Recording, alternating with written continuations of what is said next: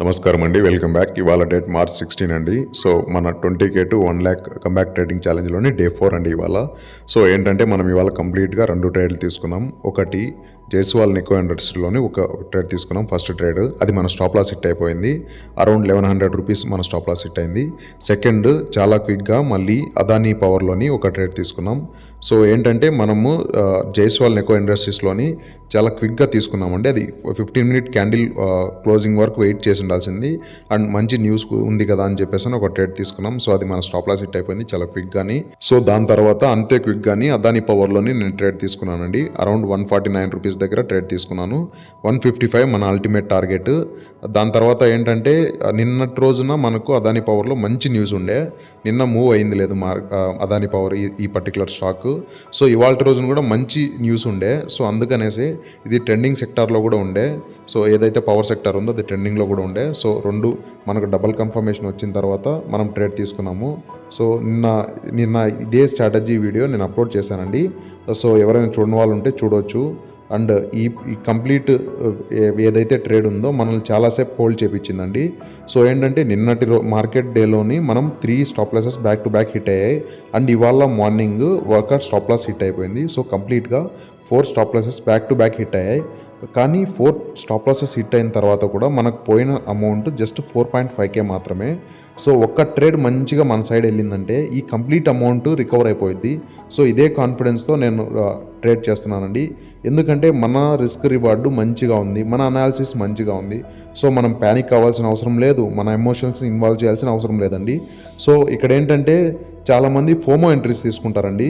So ఇవాళ morning నేను కూడా అలాంటి ఫోమో ఎంట్రీని తీసుకున్నాను. సో స్టాప్ లాస్ హిట్ అయిపోయింది.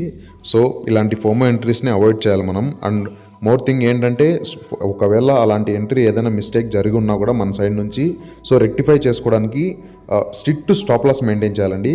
సో నేను ఏదైతే ఆ ఫస్ట్ ట్రేడ్లో స్ట్రిక్ట్ స్టాప్ లాస్ మెయింటైన్ చేశానో అందులోని నాకు పోయింది 1100 అండి.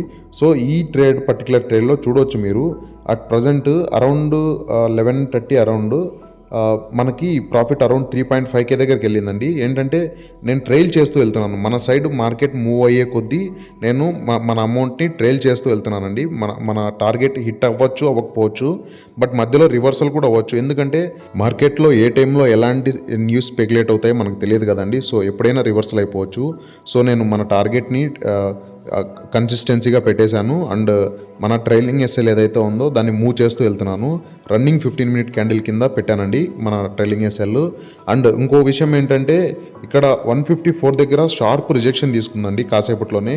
సో ఈ షార్ప్ రిజెక్షన్ ఎందుకు తీసుకుందంటే ఏదైతే 154 రూపీస్ ఉందో అక్కడ లార్జర్ టైం ఫ్రేమ్లో ఒక పెద్ద రెసిస్టెన్స్ ఉందండి. సో ఆ రెసిస్టెన్స్కి ఫియర్ అవుట్ అయ్యి ఒక లాంగ్ రెడ్ క్యాండిల్ వచ్చింది.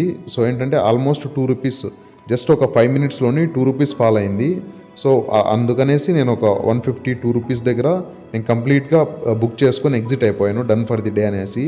సో మన మైండ్ సెట్ చాలా స్ట్రాంగ్గా ఉండాలండి. మనమే పొజిషన్ని మేనేజ్ చేయాలి. సో ఏంటంటే అది ప్రాఫిట్ అవ్వచ్చు, లాస్ అవ్వచ్చు, మనం మేనేజ్ చేయాలి. అదంతా మన మీద డిపెండ్ అయి ఉంటుంది.